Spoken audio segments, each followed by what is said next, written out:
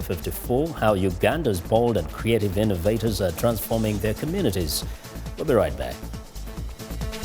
But in East Africa, Uganda is brimming with a rising new generation of bold, creative thinking innovators and entrepreneurs who are inventing and developing new technologies that are simplifying their lives and transforming their communities. VOA's Paul Ndiho tells us more. According to Uganda's Population and Census Bureau, youth unemployment in the country is at all-time high. More than 40,000 young people graduate from Ugandan universities each year. But the market can only provide about 8,000 jobs annually.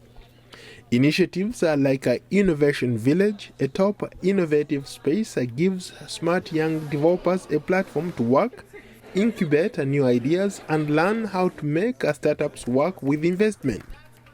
Japheth Kawanguzi co-founded the startup nearly 4 years ago. What I do is, with the Innovation Village, to put in place a framework that can leverage the dividend out of this young population and bring out that creativity to commercialize it. It's early afternoon at Innovation Village, and the techies are typing away on laptops and smartphones, creating new technologies and applications that are driving the country's economic growth and turning Uganda into a tech hub. People come up with great ideas, and they just they die off because the support framework is not actually existing of how we can take this great idea and bring it to fruition. Innovation centers in Uganda, like Innovation Village, are helping to nurture technopreneurs to launch their startups and access markets. Japheth Kawanguzi says helping emerging entrepreneurs is something he does because he believes it will spur development. So what drives these young people? It's probably you realize that after school, I don't have a job and I have to start living a life. And the question is, what options do I have?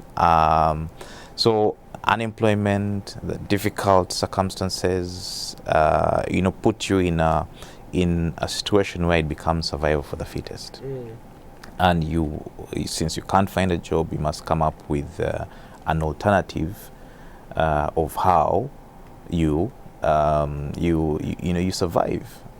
So the direct alternative in this case has been entrepreneurship, has been innovation, and seeing many of them who have been rewarded, I think motivates others to also come up with their own ideas.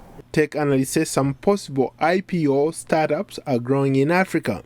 They are hoping you will see African-based tech companies with revenues large enough to support a public launch on a local stock exchange or even trade on Nasdaq.